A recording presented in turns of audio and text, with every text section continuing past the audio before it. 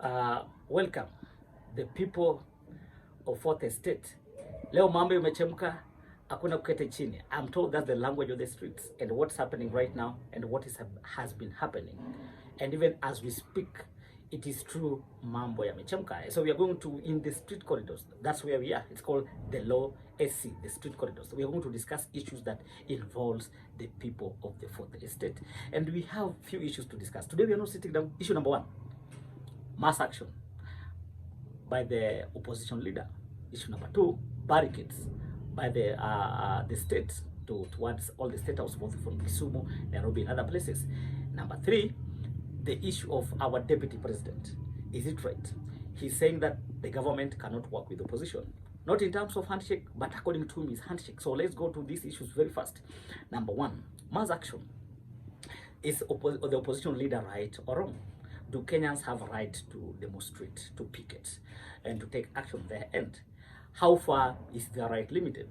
Can we say that these rights are rights that are limited when they extend to another person's rights? For example, if I demonstrate, it affects you in your business, it means your business has been exposed to security threat.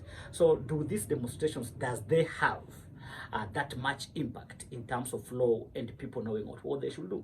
This is what I think. I think the opposition leader Raila Odinga, one, he should plan himself very well. But the Raila Odinga that we are seeing in 2023 is the Raila Odinga of 1997, in the Raila Odinga of 2007, the Raila Odinga of 2002, the Raila that we know. The Raila that we've been having from 2017 to 2022, that was a compromised Raila.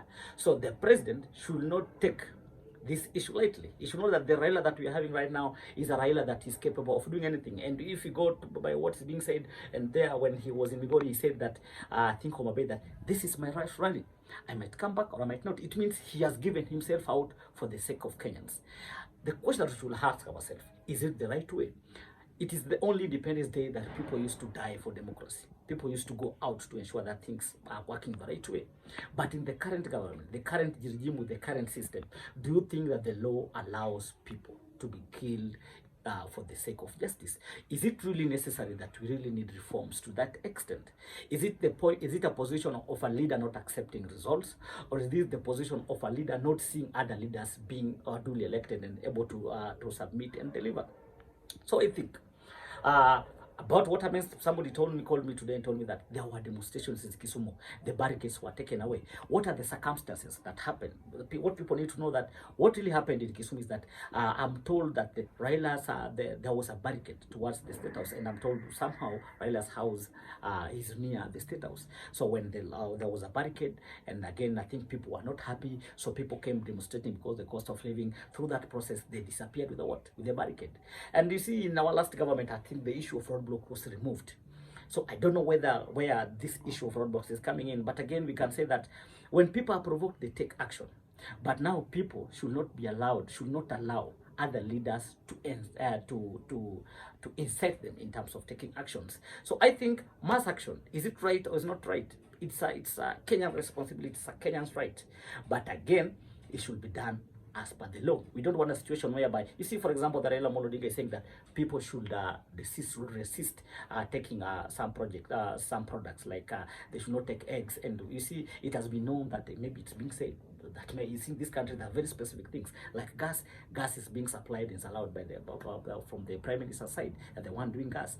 Milk, former president through Brookside, it's well known, and now there's a perception that maybe eggs is coming from the president's side. But the question is the president the only person who is carrying out the business of chicken and eggs? The answer is no. So when people start resisting eggs, it means even people from Raila Odinga's zone who are doing egg business will be affected. So resisting stuff, is it the right way or not?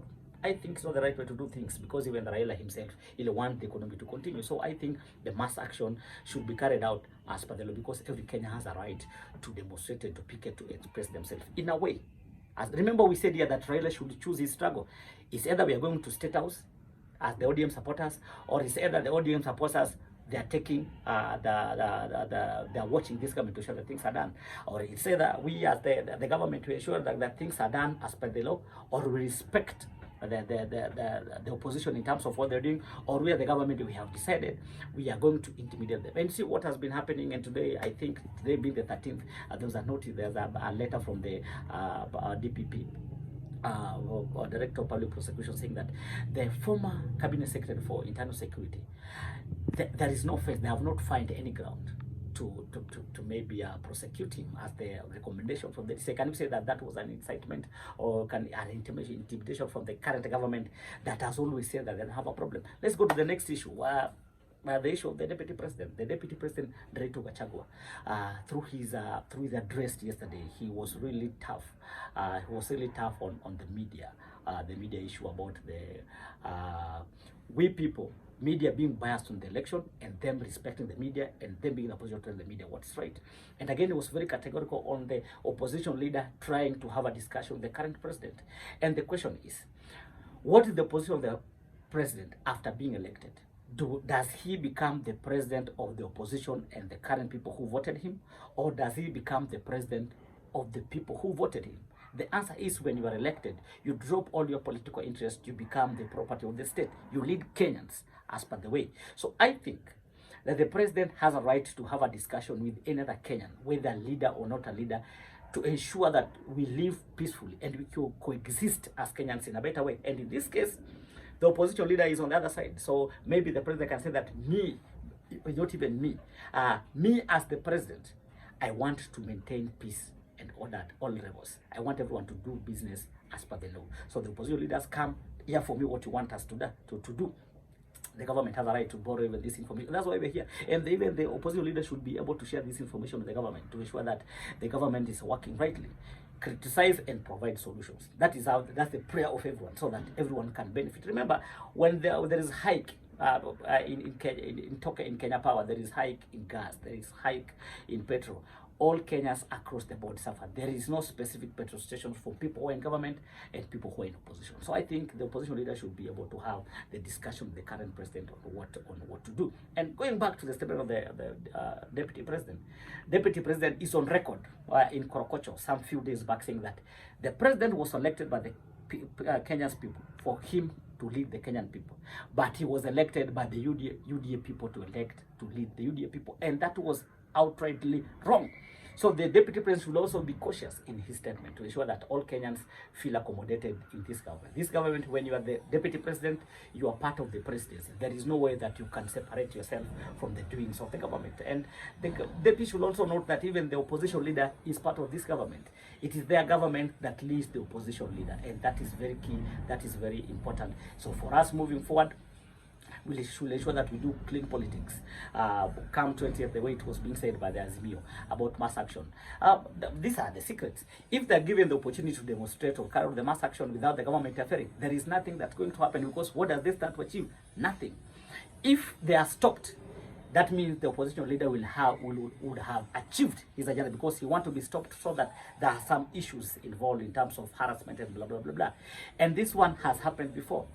Some years back, I think in 2017, when he was given an opportunity to swear himself in, and the government disappeared after swearing in, there was nowhere for him to go. So they end up indulging on other issues. And on the same, on 20th, he should be given the opportunity to do whatever he wants to do, and the day he will close.